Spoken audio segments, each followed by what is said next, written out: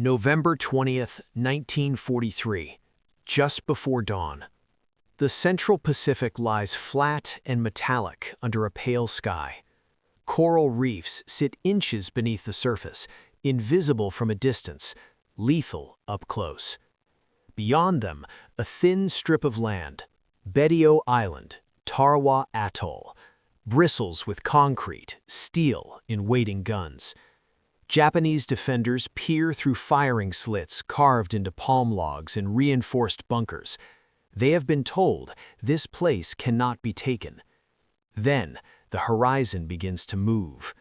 Not with ships alone, but with order, with timing, with layers. Naval gunfire rolls in measured waves.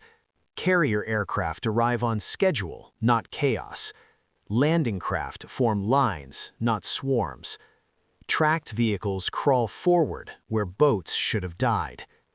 From hardened command posts, Japanese officers watch through binoculars, confused not by American numbers, but by American method. This is not the reckless frontal assault they expected. This is something rehearsed, calculated, almost industrial. For 2 years, Japan had trusted the sea and the reef to do half the killing. At Tarawa, that faith begins to fracture, and in the weeks that follow, at Kwajalein, it will collapse entirely. Because what is unfolding here is not just an invasion, but the revelation of a new kind of war. And to understand why it shocked its defenders so deeply, the story must begin earlier. By the middle of 1943, the Pacific War no longer resembled the conflict Japan had unleashed 18 months earlier. In December 1941, the Imperial Japanese Navy and Army had struck with speed, surprise, and terrifying coordination. In 6 months, they carved an empire that stretched from Burma to the Solomon Islands. American, British, Dutch, and Australian forces reeled.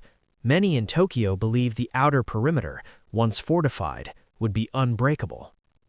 But war does not freeze in the shape of its opening moves.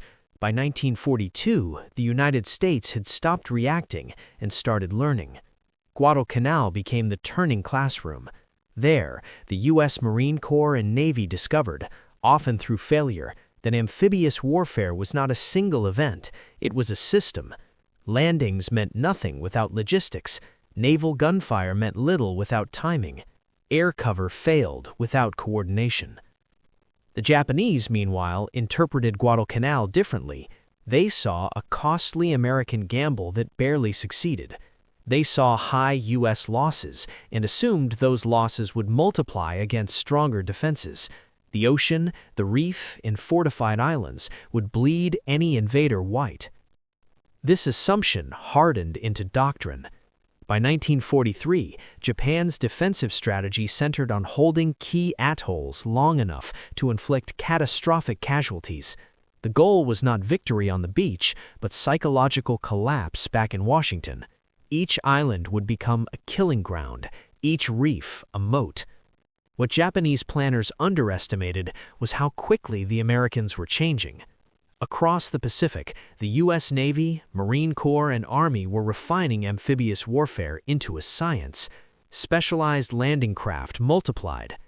The Higgins boat, with its shallow draft and ramped bow, allowed faster unloading. More critically, tracked amphibious vehicles, landing vehicle tracked, or LVTs, were being tested for reef crossings. Intelligence, once fragmented, became centralized. Aerial reconnaissance improved. Underwater demolition teams began quietly mapping obstacles. Rehearsal landings were conducted on islands that looked and felt like future targets. This was not improvisation, it was institutional adaptation. Leadership also evolved. Admiral Chester W. Nimitz, commanding the Pacific Fleet, rejected wasteful frontal assaults when alternatives existed. Vice Admiral Raymond Spruance emphasized precision in preparation. Marine General Holland Smith pushed relentlessly for integrated planning between sea, air, and ground. Japan noticed none of this in full. Their intelligence assessments still leaned on earlier American failures.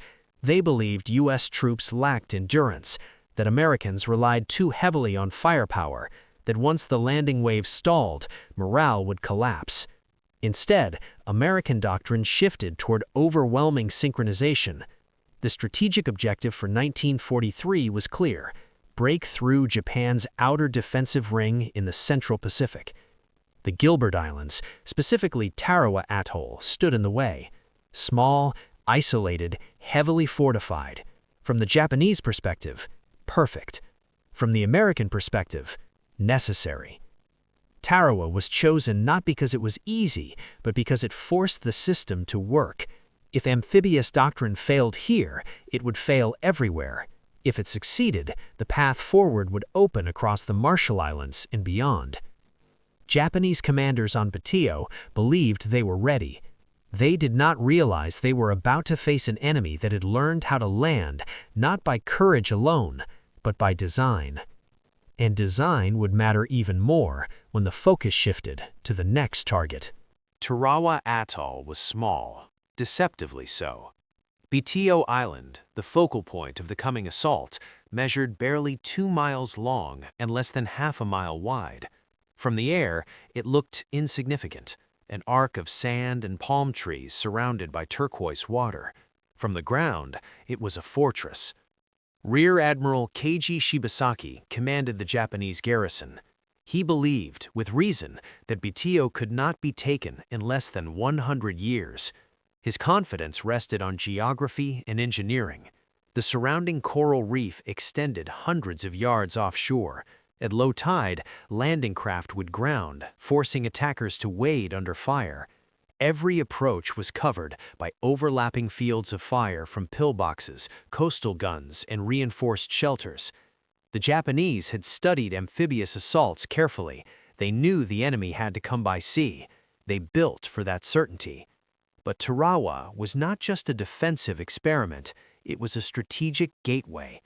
For the United States, capturing Tarawa meant proving the Central Pacific Drive was viable. The alternative, continuing solely through New Guinea, would delay the war and strain Allied coordination. Tarawa offered airfields, staging points, and momentum. It was a test not only of courage, but of process. American planners approached it differently than earlier landings. Detailed aerial photographs were analyzed. Tidal charts were studied, though imperfectly. Naval gunfire schedules were mapped to the minute. Carrier strikes were layered to suppress known gun positions. Most importantly, the assault waves were structured with redundancy. If one element failed, another would compensate. Yet even with preparation, uncertainty remained. The tide calculations proved wrong. On November 20, 1943, many landing craft grounded on the reef earlier than expected. Marines were forced to disembark hundreds of yards from shore. Casualties mounted quickly. For the Japanese, this moment appeared to confirm every assumption they held. Then, something unexpected happened. Tracked amphibious vehicles began crawling over the reef, not in great numbers, but enough. They carried men forward under fire, delivering them closer to the beach than any defender believed possible. Losses were heavy, but the flow did not stop. By the third day, Batio fell. Nearly the entire Japanese garrison was killed. Shibasaki himself died early in the fighting, severing centralized command. The island was taken, but at a cost that shocked American audiences and commanders alike. The lesson, however, was not retreat. It was refinement. 6 weeks later, attention turned to Kwajalein Atoll in the Marshall Islands. Larger, more complex, more strategically vital. Unlike Tarawa, Kwajalein offered multiple islands, deep lagoons, and space to maneuver. American planners applied Tarawa's lessons mercilessly. This time, outer islands were seized first to isolate the target. Bombardment lasted days, not hours. Landing sites were chosen with flexibility, not rigidity. Japanese defenses were bypassed rather than confronted head-on. For Japanese commanders in the Marshalls, the shift was unmistakable. What they saw was not repetition, but escalation, a force that had absorbed loss and responded with overwhelming adaptation. Amphibious warfare was no longer an experiment. It was doctrine, refined under fire. At Kwajalein, Japanese officers would witness something deeply unsettling. The Americans were no longer learning, they had learned. And that realization would reshape the way the war unfolded from this point forward. For the Marines approaching Tarawa, the battle began long before they reached land. Inside landing craft, men sat shoulder to shoulder, soaked with spray and sweat, rifles held tight against their chests. Many had rehearsed this moment on distant beaches. None of those rehearsals included coral reefs that stopped boats cold under machine gun fire. When ramps dropped too far from shore, there was no pause for debate. Men stepped into chest-deep water carrying 80 pounds of gear. Some never stood up again. Others pushed forward, moving from crater to crater, guided less by orders than by instinct. What defined Tarawa for those who survived was not confusion, but persistence. Units dissolved and reformed in minutes. Junior leaders took command when officers fell. Marines learned in real time how to fight on a beach that offered no cover and no retreat. Japanese defenders noticed this immediately. They expected hesitation. They saw none. From inside bunkers and command posts, Japanese soldiers watched the landing unfold with a mixture of certainty and surprise. Their training emphasized defensive endurance. They were not expected to survive, but to kill enough attackers to make the invasion meaningless. Every weapon was sighted with purpose. Every approach was rehearsed. Initially, the plan appeared to work. American casualties mounted. Landing craft burned. Bodies floated in the lagoon. To many defenders, this looked like vindication. The reef was doing its job. Then, the Americans kept coming. Not recklessly, but systematically. Naval gunfire adjusted. Aircraft shifted targets. Assault waves continued despite losses. Where a pillbox survived bombardment, it was isolated. Where a strong point resisted, it was bypassed. The most unsettling realization for Japanese commanders was that American momentum did not depend on any single success. The system absorbed failure and advanced anyway. This was not how the war was supposed to unfold. At Tarawa and later at Kwajalein, technology was not dramatic, it was practical. Tracked amphibious vehicles were slow, noisy, and vulnerable, but they crossed reefs. They carried radios. They moved wounded and ammunition forward under fire. They turned geography from an obstacle into a variable. Equally important was invisible technology. Timing tables, fire control coordination, aerial photography, and logistics schedules measured in minutes. Naval gunfire was no longer simply overwhelming, it was sequenced.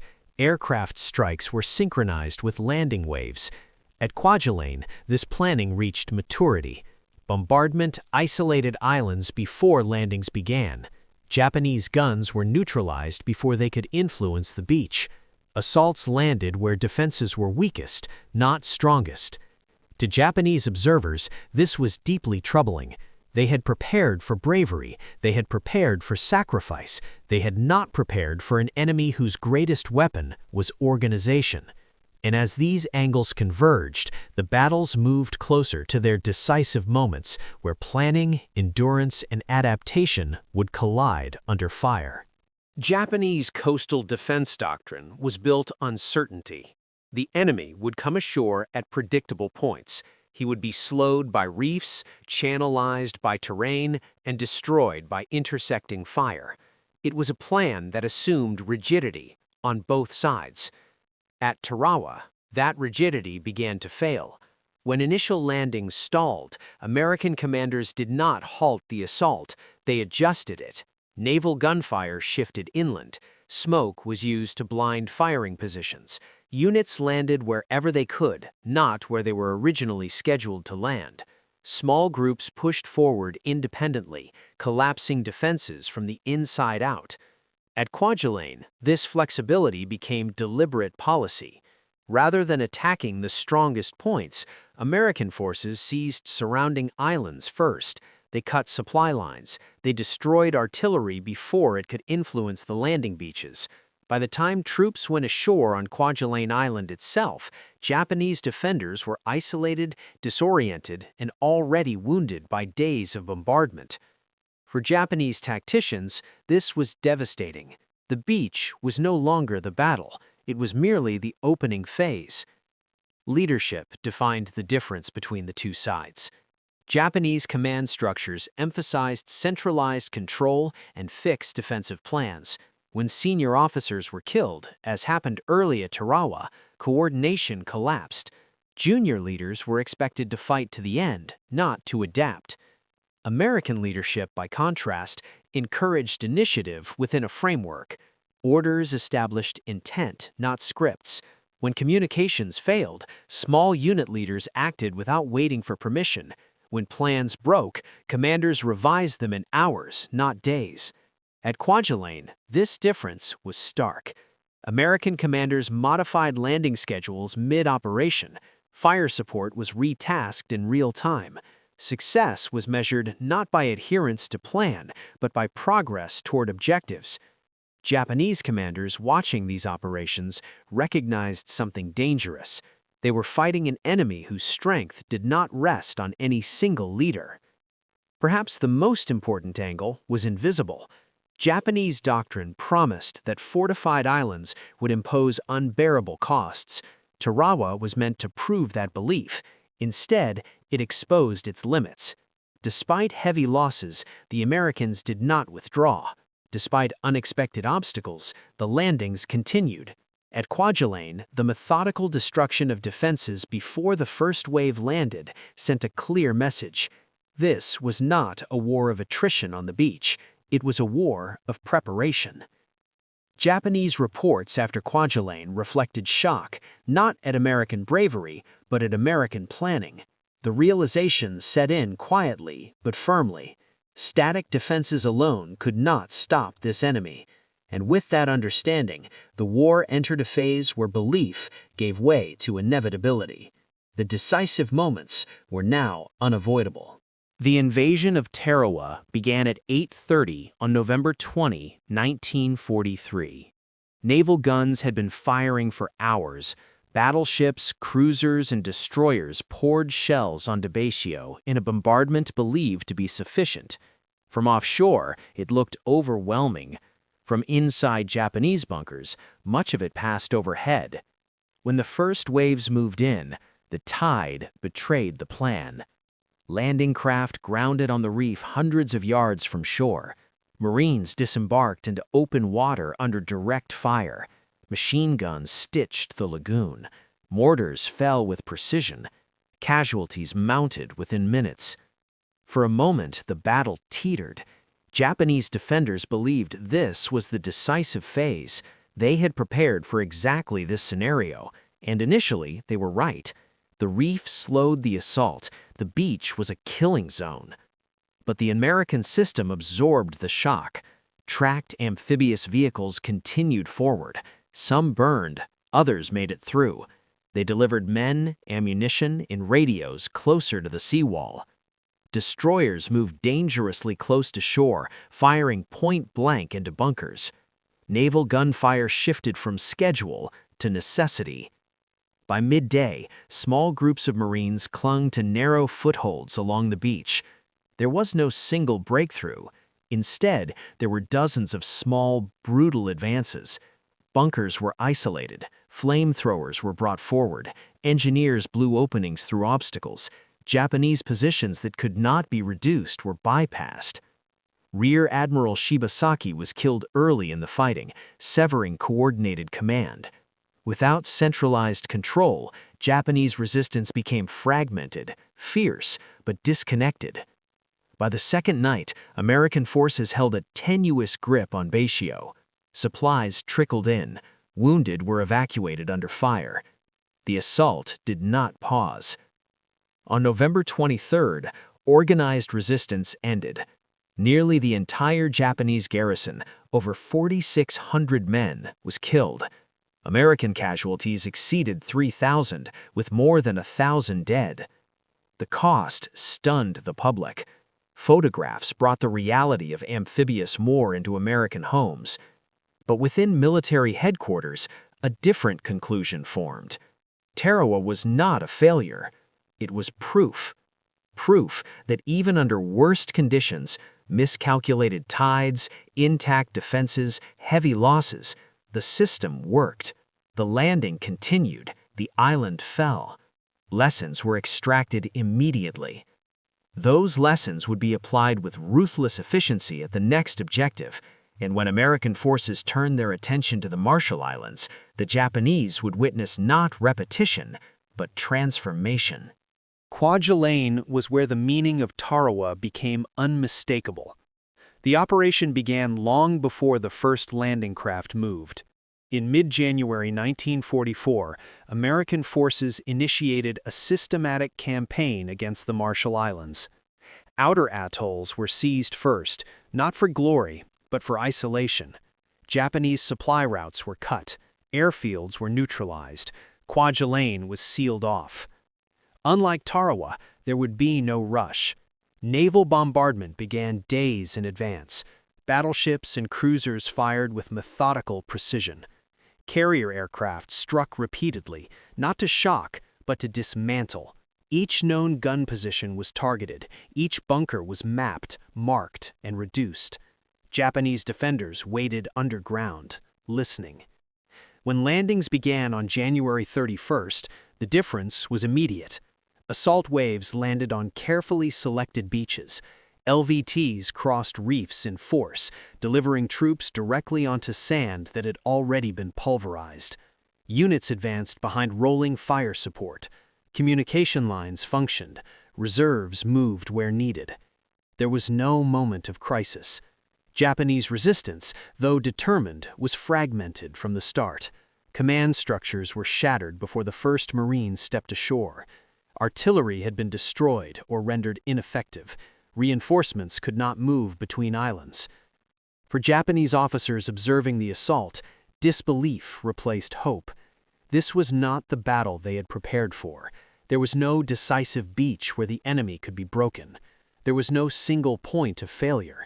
Every defensive assumption about timing, about terrain, about attrition had been invalidated. By February 7th, Kwajalein was secured. American casualties were significantly lower than at Tarawa. Japanese losses were catastrophic.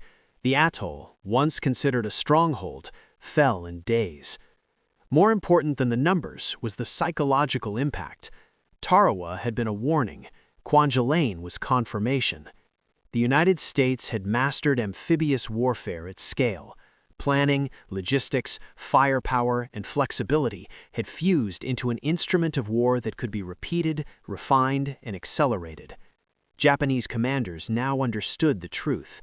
This enemy could not be stopped at the shoreline. The consequences of that realization would ripple outward across the Pacific, reshaping every defense that followed. When the guns fell silent at Tarawa and Kwajalein, the physical destruction was total, but the deeper impact lay in what both sides understood afterward. At Tarawa, the price had been unmistakable. Of roughly 4,800 Japanese defenders, only a handful survived to be taken prisoner. American forces suffered over 3,000 casualties in 76 hours, including more than 1,000 killed. The scale of loss, compressed into such a small space, shocked commanders and civilians alike. Photographs and film footage reached the United States within weeks. For the first time, Americans saw their dead on the battlefield in graphic clarity. The reaction was visceral. Questions were asked. Doubts surfaced. Inside military planning rooms, however, the response was analytical. Tarawa was dissected relentlessly. Tide miscalculations were corrected. NVT production was accelerated. Naval gunfire doctrine was rewritten to emphasize sustained, targeted bombardment rather than symbolic destruction. Communications procedures were tightened. Medical evacuation plans were improved. The objective was simple: ensure Tarawa never happened again in the same way. At Kwajalein, the results of that effort were visible. Japanese losses exceeded 7,800 killed. American casualties numbered fewer than 2,000. The contrast was stark, and it did not go unnoticed. Reports from Japanese survivors and intercepted communications revealed growing concern, not about courage or resolve, but about inevitability. Japanese officers noted the overwhelming preparatory fire. They described landings that occurred only after defenses had been rendered ineffective. They observed how American forces avoided strong points rather than sacrificing men to take them head-on. The old equation, fortifications plus sacrifice equals victory, no longer held. For American commanders, Kwajalein validated a new operational rhythm: isolate, bombard, land, advance, repeat. Amphibious assault was no longer a gamble, it was a process. For Japan, the immediate aftermath carried a darker meaning. If outer defenses could be dismantled this efficiently, then the inner ring, the Marianas, the Philippines, Okinawa, would face an enemy that no longer needed to learn.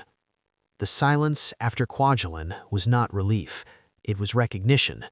And recognition would shape everything that followed. The fall of Tarawa and Kwajalein sent shockwaves far beyond their reefs and lagoons. For the United States, these victories unlocked the Central Pacific. Airfields in the Marshalls extended American reach westward. Carrier task forces now operated with secure forward bases. The tempo of operations increased, not gradually, but decisively. What followed was acceleration. Within months, American forces advanced to Eniwetok, then the Marianas. Each landing refined the method introduced at Kwajalein. Bombardment grew longer, intelligence grew sharper, landings became faster, cleaner, and more overwhelming. Amphibious warfare had become an engine. For Japan, the strategic consequences were devastating. The outer defensive perimeter, once considered essential to national survival, had collapsed. The idea of stopping the enemy at the beach no longer held credibility. Defensive planning shifted inward, toward attritional battles intended to delay, not defeat. Japanese commanders began preparing for a war of exhaustion. Resources were redirected to reinforce islands closer to the home islands. Air power was concentrated, then increasingly expended in desperate counterattacks. The strategic initiative, once seized through surprise, was now irretrievably lost. Equally important was the psychological shift. Japanese reports after Kwajalein expressed disbelief at American coordination. They described an enemy whose logistics seemed limitless, whose planning anticipated resistance before it occurred. This was not the opponent of 1942. The implication was unspoken but clear. If such methods could be applied repeatedly, and they could, then each island would fall not as a heroic stand, but as a calculation. Tarawa and Kwajalein marked the moment when the Pacific War ceased to be a contest of expansion and became a contest of endurance. And endurance favored the side that could adapt faster, replace losses quicker, and refine its methods under fire. As the war moved westward, the lessons of these battles followed, and so did the cost. The question that remained was not whether the islands could be taken, but what their taking would mean for those who fought on them and for the world that would inherit the outcome. Tarawa and Kwajalein were more than battles. They were revelations. They revealed a truth about modern war. Courage alone cannot overcome preparation, coordination, and adaptation. The U.S. forces, battered at Tarawa, refined their methods and executed them flawlessly at Kwajalein. Every misstep became a lesson. Every loss became a tool for improvement. For the Japanese commanders who watched their outer perimeter collapse, disbelief turned to grim understanding. The rules had changed. The human cost was immense. Thousands of lives were lost, on both sides, in coral reefs and fortified bunkers. Yet within that cost lay a lesson for future generations of soldiers and strategists that methodical planning, rehearsed precision, and flexible leadership could transform seemingly impossible operations into achievable objectives. Strategically, these battles reshaped the Pacific War. They opened the path to the Marianas, the Philippines, and eventually Japan itself. Psychologically, they shifted the balance. demonstrating that no defensive position, however fortified, could withstand a determined, adaptable force armed with knowledge and preparation. And quietly, amidst the smoke and coral, they left an enduring reminder. War is as much about thinking as it is about fighting, and sometimes the greatest weapon is the one invisible to the enemy, the mind behind the plan. The seas of the Central Pacific would never look the same again.